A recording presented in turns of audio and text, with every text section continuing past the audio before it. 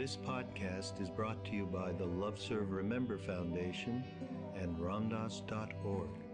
Here we are again, Ramdas Here and Now podcast. I'm Raghu Marcus. And let's see, today I found an old talk. When is this from? It's not that old compared to how old they can be, since he started doing this in the 60s. This is from 1993. So at that time, he was, contemplating finally aging, even though, at that time he's, in his 60s or something, where I am now. And so even bringing up this whole thing and, presenting this, I mean, we have quite a varied audience, I would say, here that's listening to these podcasts. So I'm a little hesitant to present material on aging to people in their 20s and 30s or even 40s. And it's funny because he talks about up until he was about 50, his reference to age was probably, he said, about 12 to 14 years old. And I can relate with that. We all can relate with that, and so it's something that we all absolutely put way on the back burner, aging. We don't want to think about it until you actually start falling apart. He has some funny anecdotes here. I just loved the talk because it was a talk at Omega, by the way, which is a great retreat center in the New York area. Yeah. He just, he's funny. And he tells some funny stories about the trials and tribulations of finally facing, that you are getting. In this case, he got on a train. He was talking about getting on a train, and there was a good rate for senior citizens. So, he was all happy to. In his mind, the conductor was going to come over, take his ticket, and he was going to hope that the conductor said, "Wait a minute, let me see your ID here," as if, like when he was 18 trying to get a beer and, he was forced to show his ID. I, on the other hand, had so that's one way of denying the whole thing. Myself, I remember going with my wife to a movie theater and, just turning, 60, I don't know what it was, 60, maybe it was 62. And she says to me, "All right, we can get the senior rate for you here." I said, "Shut up. I'm going to pay more. I don't want to know about the senior rate." That was just another way of getting into that denial. Ram Dass wrote a great book, by the way, called Still Here. Actually, I don't know how many years ago it is. It's I think pre-stroke, I believe. And it is about aging. It is a fantastic book, by the way. And of course, in it, if you're over 50 and you're starting to think about this stuff, it has everything in it about how we deny our aging process. We go to the gym, we color our hair, we get divorced and act out like teenagers. Men do, anyhow. And in fact, I was with Ram Dass one time. I think I must have just thoroughly read the book. And I said to him, this book you wrote is making me crazy. Everything you say in here is, and in terms of denying aging, I'm doing. I colored my hair. I don't do that anymore. I'm a Pilates fanatic, trying to keep a flat belly. I could go on and on. Of course, and he lists all his stuff. He was going to Gold's Gym too. Got a trainer and, some really boogie boarding in the, adventure retreat or some crazy shit. And he got, a wave threw him up onto a coral reef and he got completely cut up. So in other words, if he can go through this denial, boy, we all can go through it, and we all are going through it. So, so even if you're 25 and listening to this thing, I think you can get some good information, even though you probably won't be paying much attention to it. And at least you'll get a laugh out of some of this, as we call them, alter cuckers, who are, past their prime.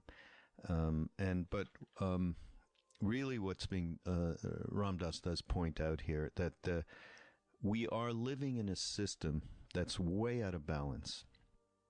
Our zeal for independence and individuality has left us alienated from the structures of family, community, and nature.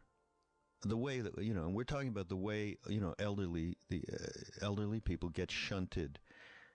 As soon as you see anybody who's, walking a little slowly or driving 3 miles an hour in front of you, you go out of your mind, right? We have really, in India, which, we spend a lot of time with families in India, and the elderly are so revered there as, as depositories of wisdom, and they are looked upon from the smallest children to middle-aged people, to provide guidance and so on. This has been pretty well lost in this culture. Unless you're, a famous person, an artist or someone, or something like that. But, we just shield ourselves from that process. And this is all about change. And, another thing, the nature of aging is changed. And we're fascinated with watching the changes. But when it starts to happen to who we think we are, that fascination turns to fear. That's very insightful, and very true. As there is a lot of fear associated with change, and it can be, you out there at 25 years old who is having some changes, starting out in life, and they can become fearful. So the idea of practicing getting behind, to who we really are, regarding the fact that everything is constantly changing, is a great practice that will benefit when you do get to a place where the body change is a radical slap across the face.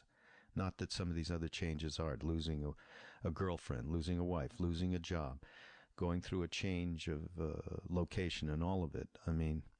That not to denigrate those kind of changes, but certainly the change that happens when you start to lose your faculties is pretty, can cause a lot of fear. So,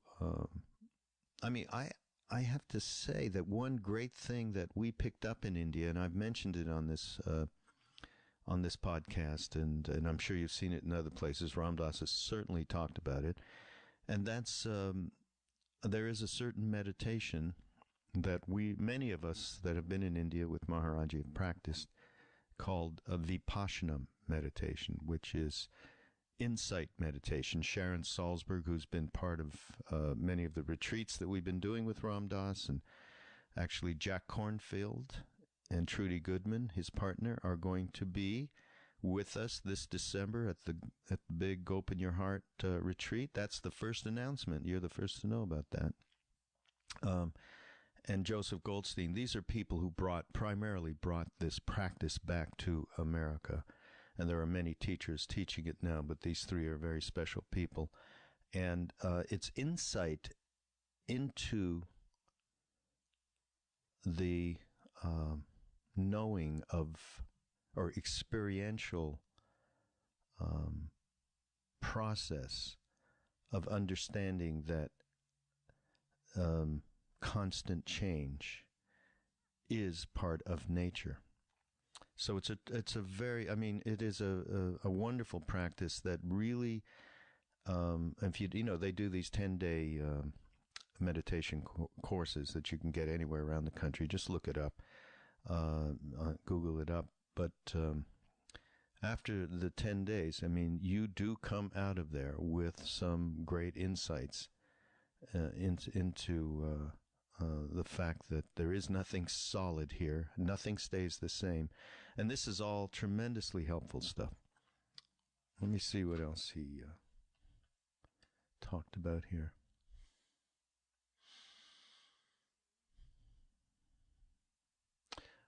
See the way in which the spiritual journey is one of going deeper and deeper into your being, behind that which changes, to find that which does not change. And another one is, see the process of aging in itself is a creative act. This is all, you know, to really turn us around from the way in which we deal with aged people and the way we deal with it ourselves when we get there.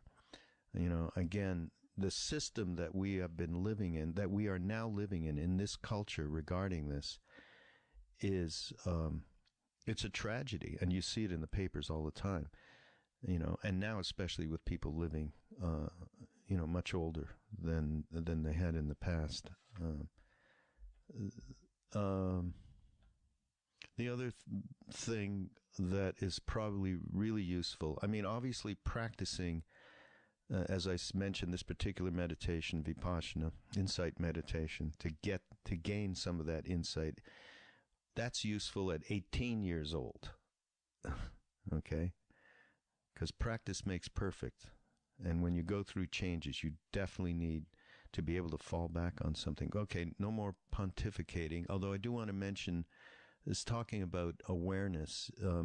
That's one of the things, of course, we all need to develop, awareness and mindfulness. But the concept of awareness and, you know, is truly intrinsic to our ability to move with all of the changes that go on in our lives. And we become, and sometimes that awareness, we become fascinated by what we start to perceive in front of us, what we become aware of. And sometimes we miss the boat, though, because we miss the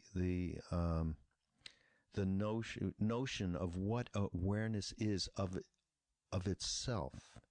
It is a state of being that we can become identified with, that is not as rustled by these changes that go on.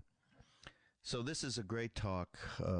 Again, excuse me to all of you younger folk out there who aren't definitely not thinking about aging at this point. But I think in this thing, we're going to call it, Ram Dass calls it, what does he call it? He says, we're going to speak today about change. So although he's talking about aging, the idea of confronting change, I think that's an essential thing, and an essential for anybody of any age, that because we're all dealing with that on a moment-to-moment basis. All right, here we go. Sorry I've taken up all your time here, and in terms of where's Ram Dass, well, here he is, Ram Dass, here and now, talking about change. Last year I was on a late evening train, and the station was closed, so I had to buy the ticket on the train. And I had just become 60. So when the conductor came, I said to him, I'd like a senior citizen ticket. And what I felt when I did that was just what I had felt when I was 18 years old. And I had been from Boston where the drinking age was 21, but I went to New York with some friends and the drinking age was 18, and I went into a bar and I said, I'd like a beer, with trepidation that they wouldn't serve me because I was too young. I had the same feeling with the conductor. But he immediately made out the ticket for the senior citizen. I said to him, don't you want to see my ID? And he said, no.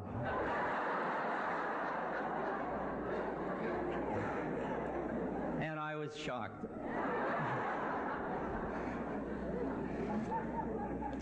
Because until I was 50, I think I saw myself as somewhere between 12 and 14. And then around 50, I started to grow up and I began to consider the fact that I was possibly an adult.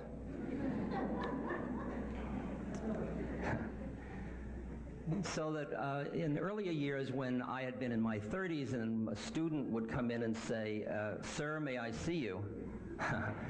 I would take it as a joke.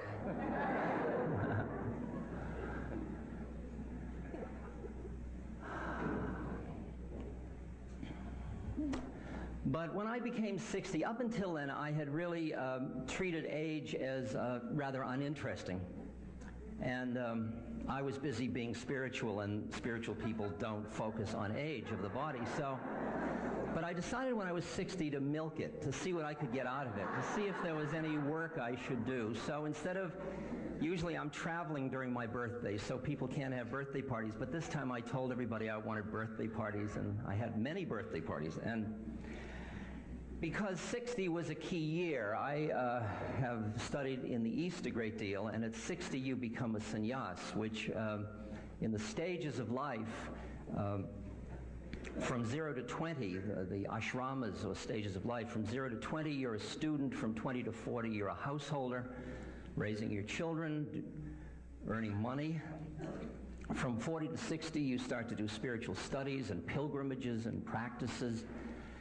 And at 60 you throw over everything and you are you're totally free. And 60 is such a key point. In this country, it's a little more confusing because you don't know whether you retire at 55 or 60, and Medicare is until 65, and so you don't quite know when the mark is. There's no clear rite of passage as to when you're old. But I really wanted to milk it, and I realized that I got caught in it. And for about 6 months, I was really busy being 60.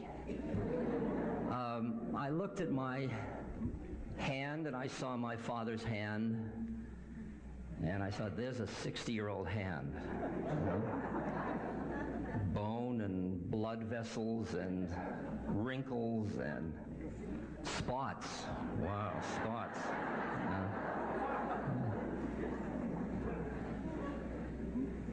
You know, the Porcelana ad says,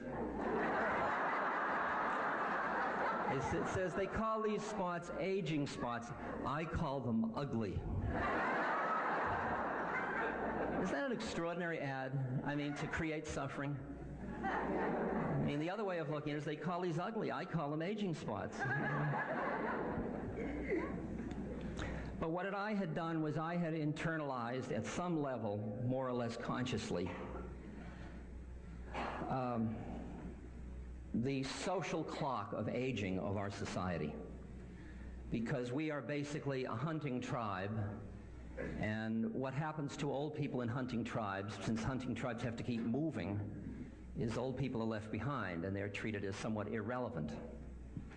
And since economic productivity and social roles of achievement are so stressed in this society, in this youth society, I began to feel like it was time for closings rather than openings. I should look at the projects I had left to do maybe I should consider retiring from Save a Foundation. Maybe I should do my last book. I mean, I was really climbing into it. Maybe I should take 6 months a year now off. And I started to notice I've traveled and I use carry-on baggage because I don't like baggage claim waiting. So I noticed that the corridors to the plane seem to be getting longer. And I thought, aha, it's happening.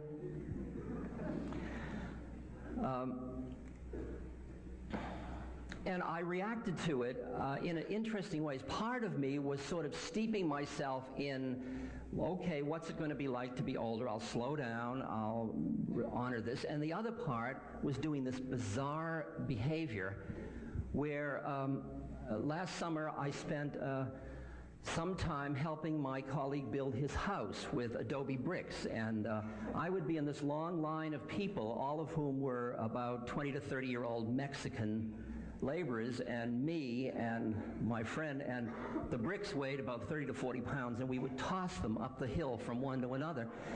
And we would work from 7:30 in the morning till 5 at night, at which point they'd go out to dinner and to play, and I would stagger to bed. But I wouldn't give up. I did it. And then I thought, well, my body's out of shape. So I went to Gold's Gym. And I got a trainer.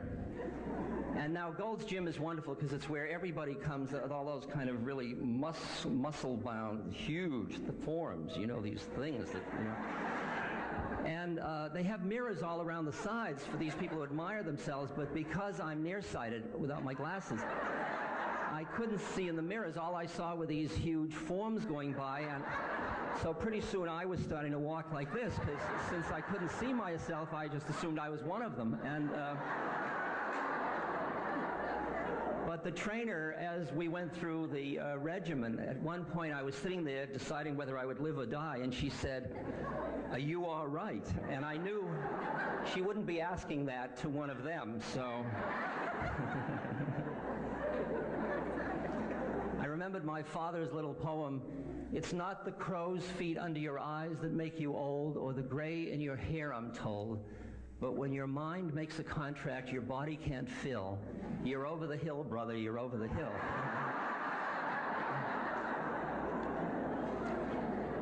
But I wasn't ready to give up, so in November I went with a 33-year-old friend of mine to the South Pacific to do 2 months of boogie boarding.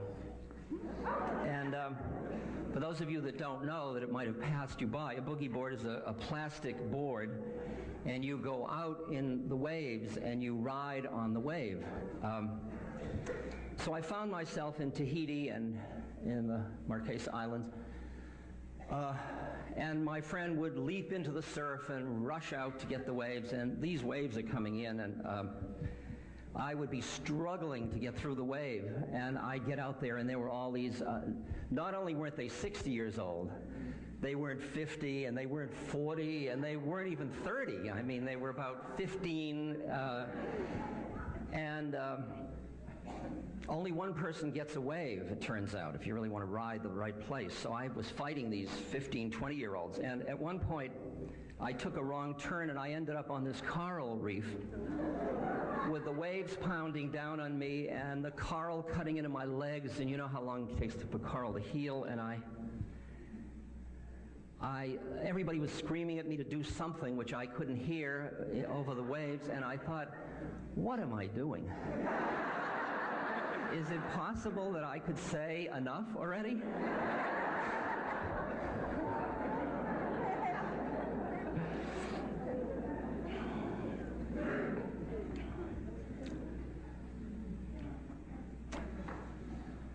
I've saved my father's cane for whenever. There's a lovely Chinese story about that, about the old Chinese man who's retired. He's too old to work in the garden, and he's sitting on the porch, and his son is tilling the garden with his son as a wife and family, and the son looks up at the old man and he thinks, you know, he's so old, he just eats food. What good is he? He says, no, it's time for him to be done. So he went out and he made a wooden box And he put the box on the wheelbarrow, and he rolled the wheelbarrow up to the porch, and he said, "Father, get in." The father got into the box, and the son put a cover on the box and started to wheel the box towards the cliff. And as he got to the edge of the cliff, there was a knocking from inside the box. And he said, "Yes, Father." And the father said, "Well, I understand what you're doing and why you're doing it, son, but might I suggest that you just throw me over and save the box, because your children will probably need it later."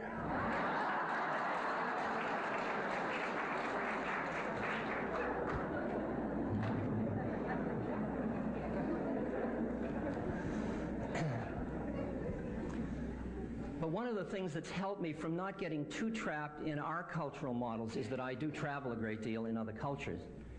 And in other cultures, I'm always surprised at how different the feelings are that are generated around variables. Like in India, when I went there last time, 2 years ago, one of my lovely old friends up in a village in the mountains said to me, "Ramdas, you're looking so old." He said, "You're so gray." Now, at first, my reaction to that was my Western cultural reaction of, "Oh, God, that's terrible." But then when I quieted down, I heard the tone with which he was saying it. He was saying it with great respect and delight, like I had now become one of the elders of the society. And he was saying, "Wow, you've done it. You've grown old. How great." And what I have found is that after I live in places like Guatemala or Malaysia or Thailand or Burma or Italy or France or Spain or Polynesia, where there are extended families, where everybody has natural roles within the structure, and where old people are part of the families and the old and the young are wise fools together, and the whole thing is quite built in, then you come back to this culture where we have, quote, an aging problem. And I realize that we are gathered here because of our cultural pathology. That were it not for that, we wouldn't need this so much, because in many cultures this was all built in a natural way, and in our zeal to be independent, we have thrown away the baby with the bath a little bit. And we've ended up where we have alienated ourselves across generations instead of embracing ourselves across generations, and creating these kinds of supportive communities where the roles of elders are obvious and clear. In our society, of course, where technology moves so fast, we get outdated, so that the question of what wisdom elders have that is useful. I mean, I'm only at word perfect 5.0. And I realize now that I already can't talk the language of my friend's 12-year-old son. And I moved from a typewriter to a computer, and I kept saying to myself, "Old dogs can learn new tricks, old dogs can learn new tricks, old dogs can learn new tricks," and I put it over my computer. But I don't know how many more old tricks I'm going to learn, and I may just decide to be outdated. But I think that we have to recognize that we are living in a system that has gotten out of balance, in which the zeal for independence and individuality has left us alienated from the structures not only of family and community, but from nature, in ways that Zalman was talking about, from recognizing our identity as part of biotic communities and part of other things, that all of which give an intuitive, innate meaning to aging. And they give you a feeling of the appropriateness of the place. Most of us live in urban areas where we are living almost totally surrounded by the projections of the human mind. And very rarely are we living so close to nature and earth that we are experiencing in our blood and our being the cycles of cold and warm, of leaves falling, of the feelings of nature, of death, of birth, of aging. And It's a harsh reality at one level, and it's the horrible beauty of the wisdom of nature that we often have shielded ourselves from, and in that shielding we have lost something because we've been afraid to look at the nature of aging and death. Robert Kestenbaum says, the limitations and distortions of our core vision of what it means to be a person in our culture become starkly evident in old age. If to be an old person is to suffer abandonment, disappointment, and humiliation, this is not a geriatric problem. It is the disproof of our whole shaky pudding, technology, science, and all. If our old people are empty, our vision of life is empty.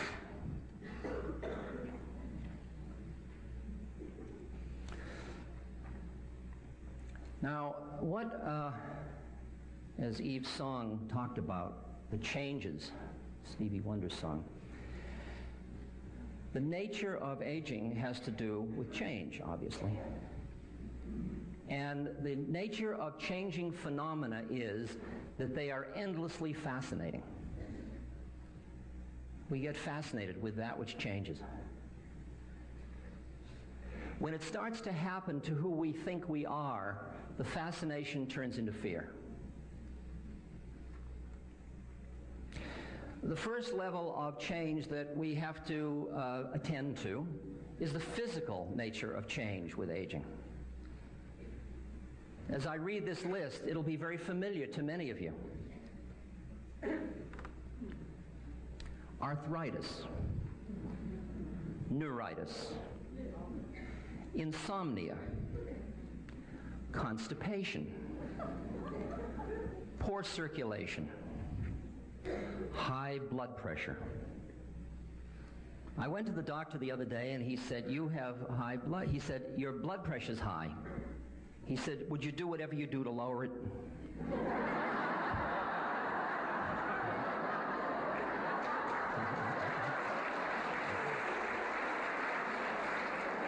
I said, "What I do to lower it is not visit doctors' offices. That's what I do. It's called the white coat blood pressure." Nervous tension, atrophying muscles, bones breaking easily, motor nerve signals slower, lungs less oxygen, loss of mobility, can't hear as well, can't see as well, run out of steam sooner, days when you feel sick and nauseous, questions about continence. Now, those changes themselves are so fascinating that I can take you to whole societies in the sun in St. Petersburg, for example, where there are hundreds of thousands of people who are endlessly reciting the lists of these changes to each other.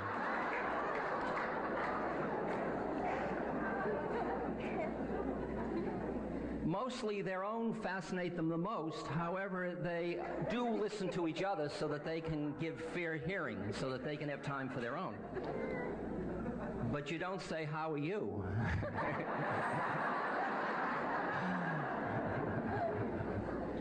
And that's real, and it's very real, and it's very painful and very confusing, because the body just doesn't do what it used to do, and it does a lot of things it didn't used to do.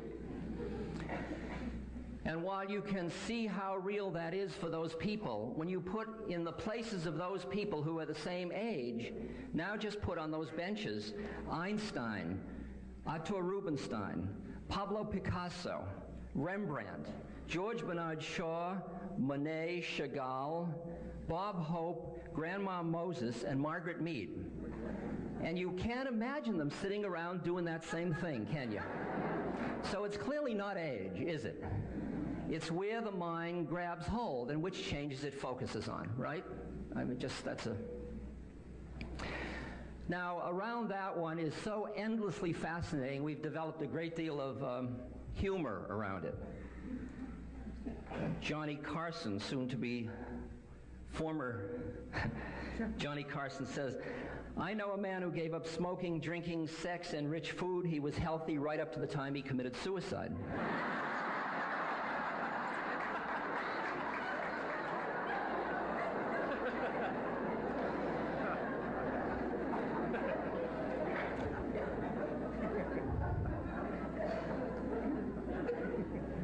Groucho Marx said, in middle age you go to bed hoping you'll feel better in the morning. In old age you go to bed hoping you'll have a morning.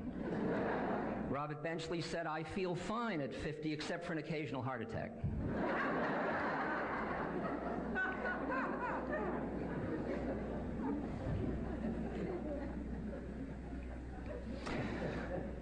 These identifications are so intense, it's extremely hard to break them, but as you heard, you could feel that it was possible to lift out of them and to see the body as a vehicle. In the East, you see the body as something you have incarnated into, and it's a vehicle that, it's like a spacesuit for working on this planet, on this plane of reality.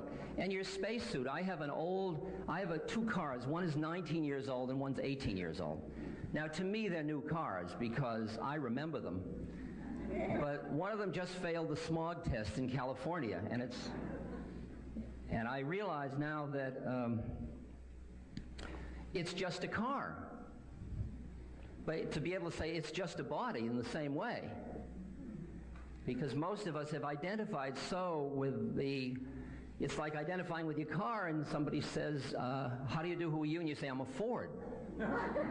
You know, like I'm an arthritic. You know? Like I have gout. "How do you do?" "I have gout." You know? It's the same thing. You're identifying with the vehicle. I mean, it's a charming old vehicle. It's just falling apart, but with a little tender care, I can keep it together for a little while longer. However, when you get to the psychological things that change, it's a whole other ball game. Excuse me. What is my time on this? Do I have till 10:30? 10:45. Okay. When you work with the psychological changes, because there are a lot of new ones you face that are psychological changes. Some of them just increase and some of them appear that have never appeared before. Let me give you a little list to play with. You handled the physical list well? Try this one. Despair, depression, feeling abandoned, lonely, worthless, frustrated, worrying, doubting, vulnerable, forgetful, losing self-confidence, petty, irritable, fear of the future, obsessed with possessions, meaninglessness, friendlessness, fear of being penniless, no one to touch, loss of psychological power, worship and fear of doctors, suspicion, paranoia.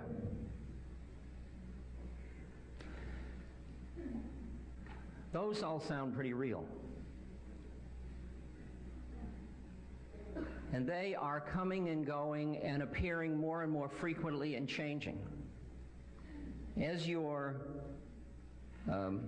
social support system changes, as you may have to leave the home, as you may have to lose friends, as you may have to find that you have less responsibility, as the reward systems you worked for don't work anymore, you try to maintain psychological security by holding on to things as they are. And if you can hear the predicament that everything is things change. Things change. My car gets old. My body gets old. That's obvious. The hard one to hear is that thoughts and feelings are things and things change. And that your identification with your thoughts and feelings is another source of the cause of the suffering. What we usually do under those conditions is we work in a therapeutic sense, psychologically, to try to find some psychological model that will allow us to age, and we try to substitute that for the one that is depressed and fearful and frightened. It's a horizontal shift. And there are certain qualities that we look for, we try to cultivate. Martin Buber says, to be old is a glorious thing when one has not unlearned what it means to begin.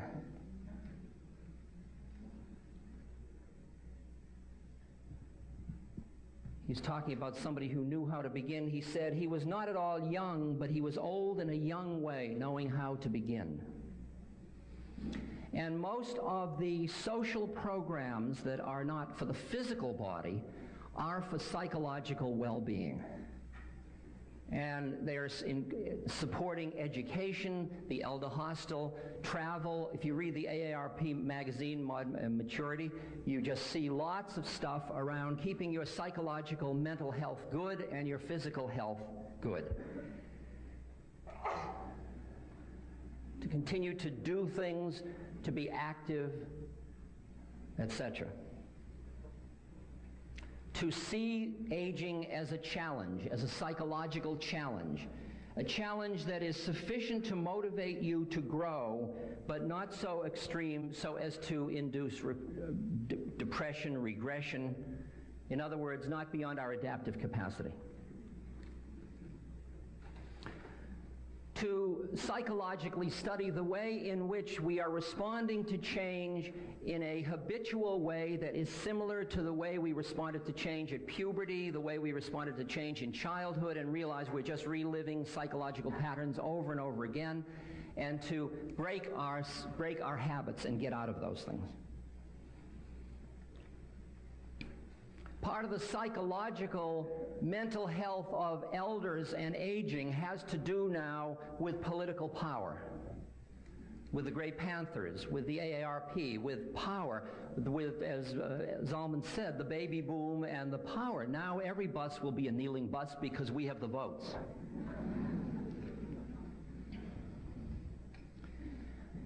Now that's a good example of something that is extremely useful and important and relevant when older people say, look, we are not going to be disempowered by a youth culture. We're going to redefine the game of what this culture respects, and we're not going to wait for somebody else to give it to us. We're going to take it. And we're going to take it with our political power. That is great. But I want to represent another voice here and say, do that and do it effectively. Don't get trapped in it. Don't get trapped in worldly power, because the business of aging has some other agenda to it as well. One of the things that eldering allows us to do, or aging rather, allows us to do, is become more eccentric.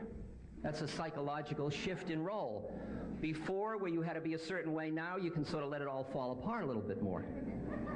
There's a wonderful poem that many of you know, I'm sure, by Jenny Joseph. It's a warning.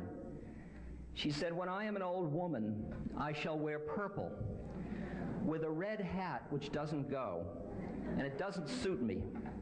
And I shall spend my pension on brandy and summer gloves and satin sandals and say we've no money for butter. I shall sit down on the pavement when I'm tired and gobble up samples in shops and press alarm bells and run my stick along the public railings and make up for the sobriety of my youth. I shall go out in my slippers in the rain and pick the flowers in other people's gardens and learn to spit. You can wear terrible shirts and grow more fat and eat 3 pounds of sausage at a go, or only bread and pickles for a week. and hoard pens and pencils and beer mats and things in boxes. But now we must have clothes to keep us dry and pay the rent and not swear in the street and set a good example for the children. We must have friends to dinner and read the papers.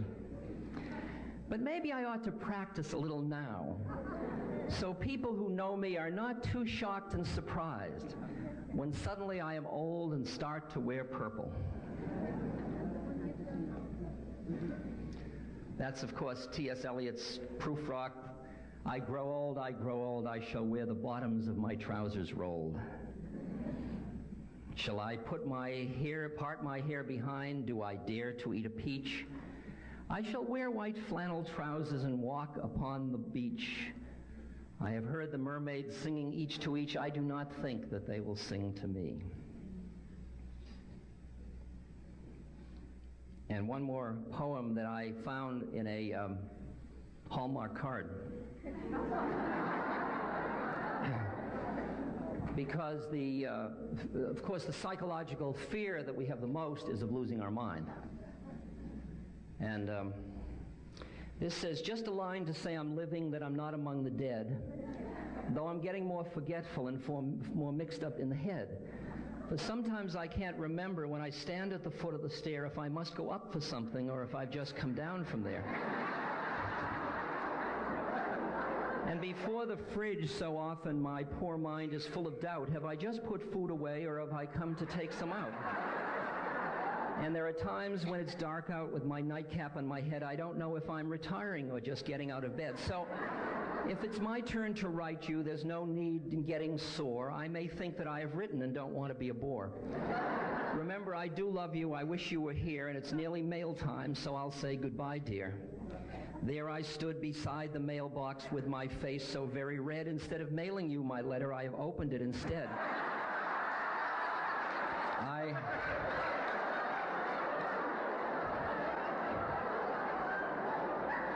I love my new bifocals. My dentures fit me fine. My hearing aid is perfect, but Lord, I miss my mind.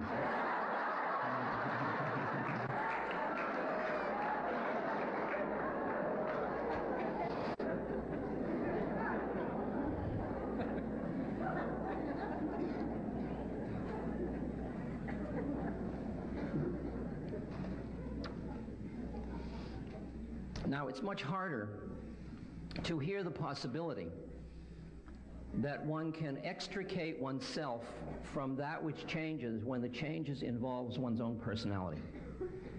Because while you may be able to see the body as object, it's very hard to see the personality as object because you've identified with it for so long. You think that's who you are. And now we're getting more into the depth of the matter, because the question one asks is there a place to stand in relation to change where one is not frightened by it? Is there a place to stand in the presence of change where one can be with the changes, even enjoy the changes, work with the changes, become an elder, do all the things that changing involves, and at the same moment cultivate equanimity, spaciousness, emptiness, awareness, clarity? And that's really what the issue of the deep spiritual work is about.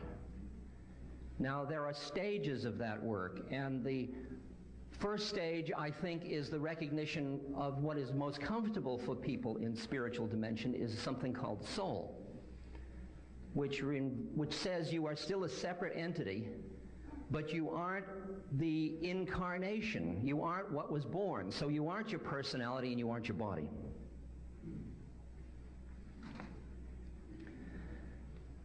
Here are just a few images to work with in thinking about this. One is by Yeats. An aged man is but a paltry thing, tattered coat upon a stick. Unless soul claps its hands and sing, and louder sing for every tatter in its mortal dress. O sages standing in God's holy fire, be the singing masters of my soul. Consume my heart away, sick with desire and fastened to a dying animal. It knows not what it is, and gather me into the artifice of eternity. Pull my soul out of the identification with the body. And in T.S. Eliot's poem, East Coker, as we grow older, the world becomes stranger, the pattern more complicated, of dead, of living. Old men and women ought to be explorers. Here and there does not matter. We must be still and still moving into another eternal intensity for further union, a deeper communion. Through the dark, cold, and empty desolation, the wave cry, the wind cry, the vast waters of the petrel and the porpoise. In my end is my beginning.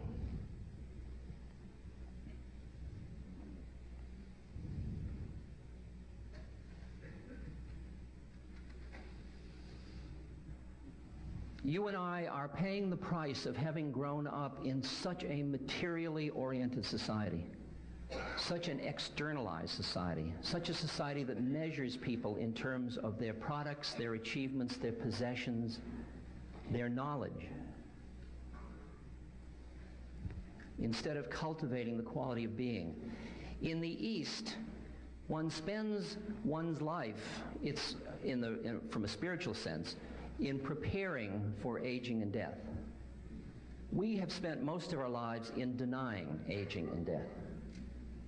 And the predicament we face now is that once we become older, when we suddenly realize there is another agenda, it's harder to do it now, because it's harder to not be distracted by all of the changes that are happening in our bodies and our minds.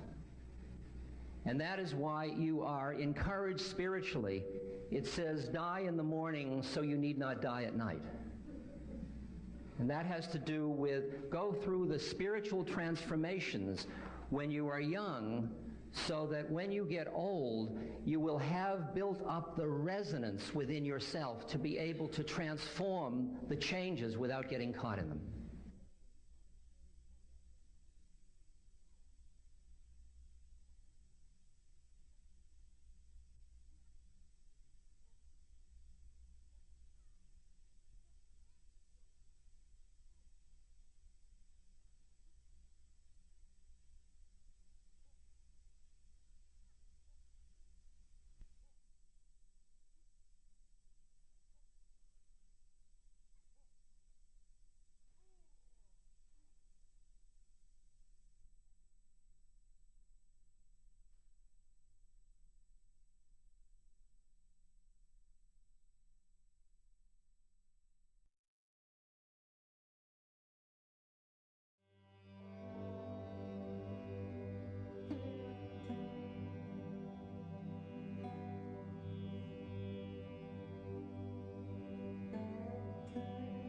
This podcast is brought to you by the Love Serve Remember Foundation and ramdas.org. Welcome to Ram Dass Here and Now, and I'm Raghu Marcus. Today, it's about the battle between the mind and the heart. That interesting battle that we all have going on. And in this talk, Ram Dass delivers this idea that there is another way of being in the universe other than how we get born into this ego system. We are programmed by our environment, our parents, society, and we're programmed to, keep everything cool. It's the first chakra stuff is keep safe, and then ultimately, happy. All of the societal things and pressures that bear upon us to keep all those defense mechanisms operating and keep us separate. And that is how we come in. And the other way is, the Chinese call it the sin or heart mind, or what we would know as intuitive mind. It's a different way of knowing the universe, not through dualistic means, or thinking about something, it groks, it understands, it becomes one with it. Subjectively, we merge with it. It's the difference between wisdom and knowledge. And we all know about this so very well in our day-to-day lives. How many times have you seen suffering or you hear about it? And it's more about something that's close to you, is the best example. How many times have we wanted to reach out to someone, but we are stopped by that mind? Too dangerous, too involved, could get in the way, whatever it is. And it's not that we do need boundaries. It's not that you just let yourself go into whatever situation comes that feels like it needs attention, and you're ready to give all your money in your house, and it obviously has to have some balance to it. But how frightened most people are that they'll lose control if they truly open to this other dimension of being with another being. And the question is there a way to be in daily life in a way that one can keep their heart open and still, define boundaries, as we said, and honor those other planes of consciousness? So interesting here that he gives an example. It's funny, and it happened to me in the same place. Of course, it makes sense. And I mean, he tells a story of when he was in Benares. Now, Benares in India is the place. It's called Kashi. It's called Varanasi. And it's an ancient city, and that is where many people go to die, because if you die there, you get Ram Ram whispered into your ear, the names of God, and you can move on to your next incarnation in a, let's just say, it's a very complex thing here, but you have a better chance of a better birth. Now, as what they say. Now, when you walk down, Benares, so this has been going on, they've been burning bodies there, by the banks of the Ganges River for the last 5,000 years, 24/7. So it is quite a interesting place. Now, Ram Dass was walking down, I guess by the river, and he came upon some lepers, and he had a bunch of coins that he was going to give out, all of different denominations. So he'd look at someone with half a face, leprosy, having eaten away at his face, and he should get a lot of rupees. And then you meet someone with no arms. Should he get more? So he just got completely on overload, and he gave up anything at all. And thinking, how can he sit there and judge and justify how bad anybody is and how much money to give them? Oy. But then he looked in their eyes, and there was just another human being.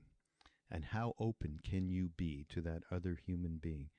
Back to the way, that we just talked about, that there is another way of being.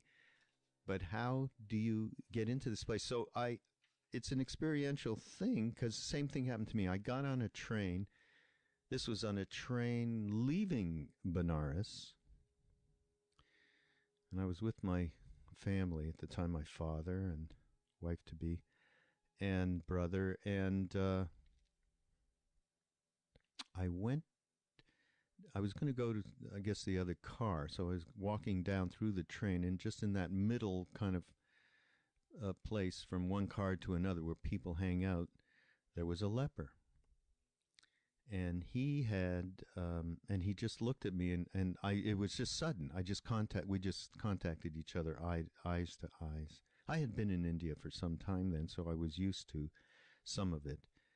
And, but still, I was still living with that ego system, not ecosystem, or ego ecosystem, where, fear was there. Fear of my own self ending up sick like this. fear of what he looked like. I mean, he's, in his case, the digits of his hands had been eaten off. He had no fingers. Fingers had been eaten off by the leprosy. I mean, so we just looked at each other, and then he motioned, and I was like, well, I don't have any money, but I had some banana. That's what I was doing. I had gotten off the train and gotten some bananas and got back on the train. I haven't thought of this in a long, long time. Not until I heard Ram Dass talk about it. So I gave him bananas, and he held them between his wrists because he had no fingers, and he looked at me as if to say, listen, you need to help me. And here I am in this moment where I'm deathly afraid of, oh my God, if I touch this guy, I'm going to get it. Oh. I went through a million conniptions in that moment. And there was no choice. That's what it came down to me, for me. I had no choice. He needed to eat. I had to peel the banana and feed it to him. I was, I don't know, what was I then? 24, 5 years old. This was all, I mean, if you can imagine. But I had been with Maharaji for some time, and I had gotten a little bit out of the ego ecosystem. And so, but in that moment, I realized, because we just cut through him being a leper and me being a Westerner with money. And he wasn't, I stopped being pitying and fear and all that, all those emotions just stopped because in the necessity of feeding him the banana, it all went away. So, yeah, that was, what else does he say here? Intuitive wisdom is not really respected in our social and economic roles.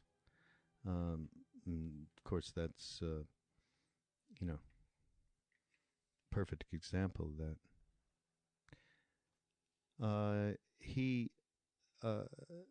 Ram Dass's work with a lot of dying people and AIDS patients and so on, so he's had to confront this, but and some of this talk was definitely to people who are helping people. So he was speaking to that, how to remain in your heart, and and be able to really be of service to people and not be the doer, and get into, I think, the heart mind. That place is something for us to investigate in our. Maybe through some of these podcasts and whatever else we're doing. We should actually start something about investigating, and we can look up this silksong, the heart mind from the Chinese tradition. I think that would be an interesting place to start. Well, here he is, Ram Dass, here and now, in the battle between the mind and the heart. It's an interesting battle that goes on between the mind and the heart. When you were born and you became somebody, the computer system that runs somebody, which we could call the ego structure, it's a matrix that makes you deal with most information is irrelevant and just take in what you need to survive, and then ego survive, etc.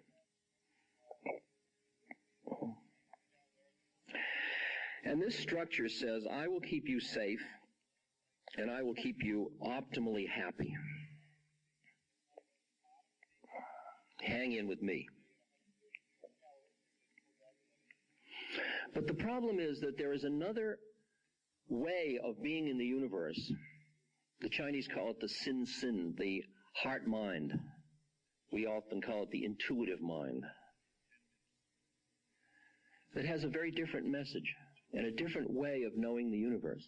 It doesn't know the universe through objective means. It doesn't know the universe dualistically. It doesn't know the universe about thinking about something.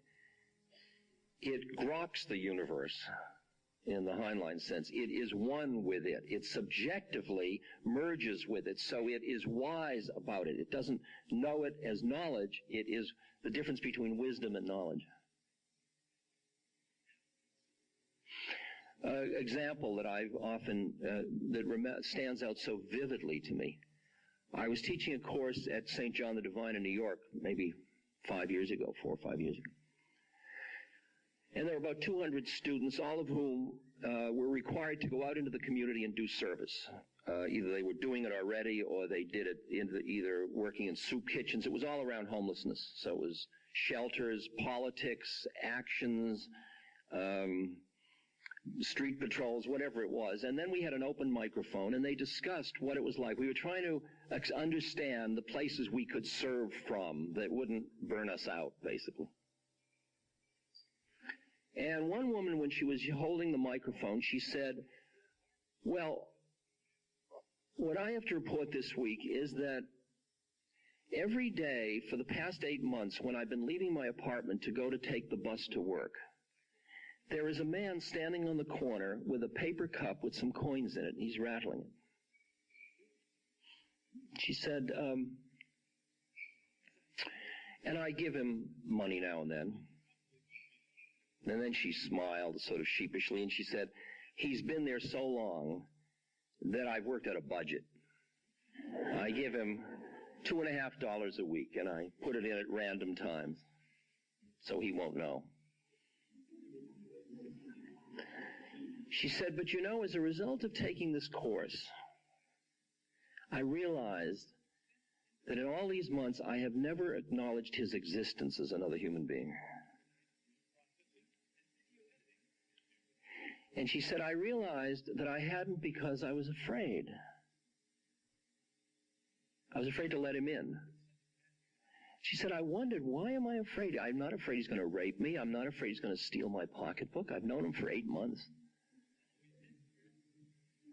She said, I realized that I was afraid that if I opened to him, he'd end up on my living room floor. In other words, she was afraid that she would not be able to set boundaries if she once opened her heart. And as we explored that, we recognized how the heart, which has this kind of boundless, embracing quality to it, is seen as a threat by the mind. The heart says, my heart goes out to you. And you know when you love somebody, what do you want to do for them? Anything. What do you need? You need my car, you need my money, you need my life? Take it, I love you. And the mind's saying, now wait a minute. We have health insurance to pay. And it's interesting because I don't think most of us suspect what a high price we're paying to keep ourselves bounded. How our own hearts often become our enemy. And because, especially in careers like you all have, in which there is so much call for the heart to be engaged from moment to moment, and how frightened most people are that they will lose control if they truly open to this other dimension of being with another human being.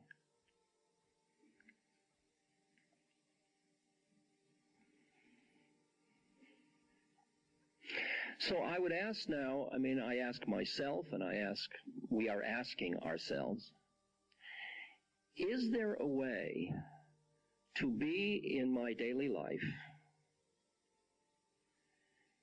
in a way that I can keep my heart open, define boundaries,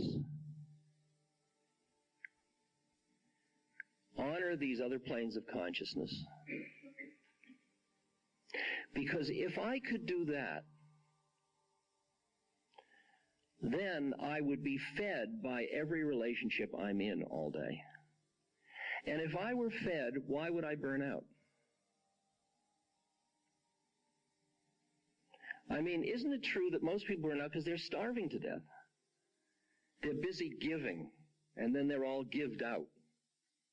Or they're taking on somebody's stuff, and then they've got this load of stuff that they've taken on, and they get sick. Isn't there a way to dance in human relationships such that, let's see how to say this. Is this too heavy, or are you okay? Okay. Am I kidding? No, I'm not kidding. I can barely understand it. I don't know.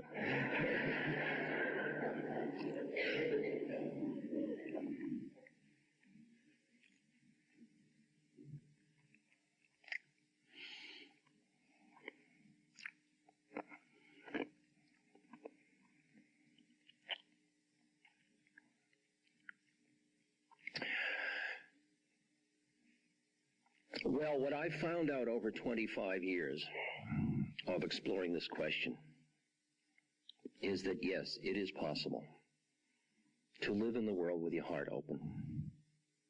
It is possible to bear the unbearable. It is possible to define boundaries without closing your heart. Kabir, the poet, said, do what you do with another person, but never put them out of your heart. What an incredible line.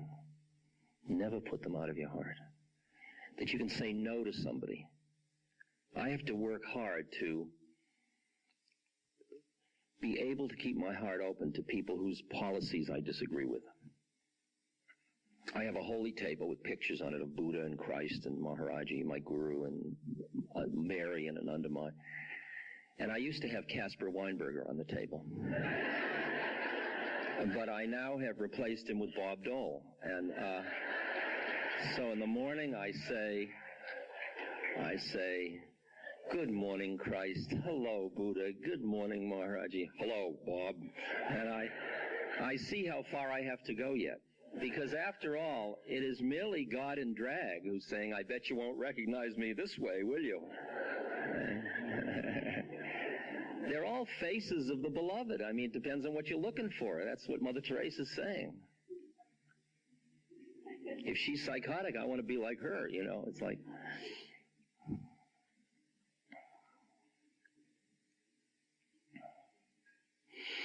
Now, let's examine for a moment the word unbearable. The information age you and I are living in, and the depth of the suffering that we each confront every day on CNN, on the way to work, at work, you know, in the mirror. I mean, it's just immense amount of suffering. You can hardly take a step without meeting another victim.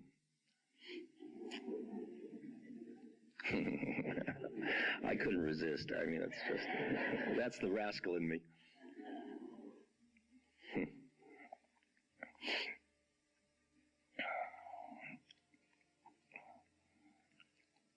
And indeed, that amount of suffering for your heart to contain is unbearable. You can't bear it. An individual heart can't bear it. I mean, are you going to feel bad for the Bosnians? Are you going to feel bad for the Arabs that have been pushed out? Are you going to feel bad for, you know, the Somali people or Somalian people? You're going to feel bad for the inner city people. Who are you going to feel bad for first? Maybe you say, well, I got to keep some time to feel bad for myself.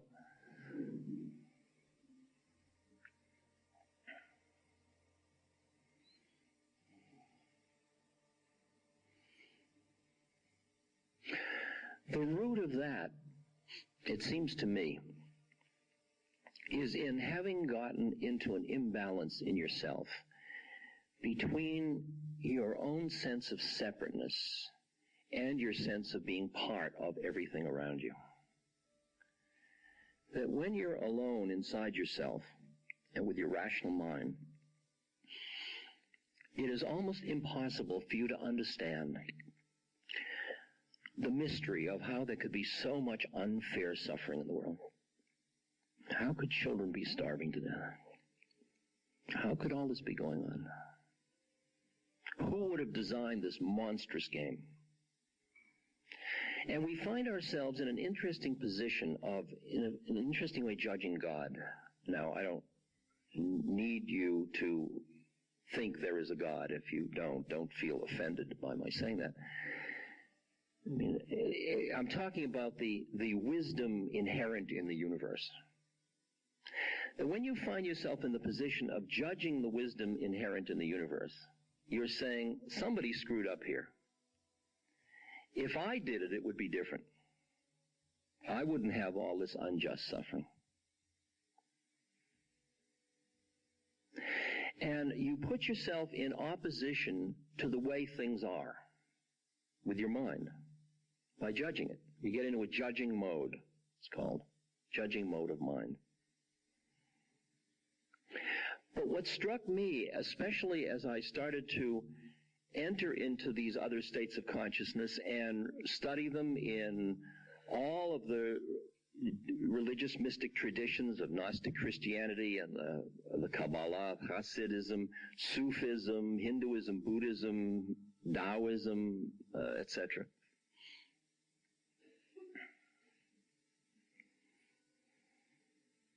And what I had experienced and what I studied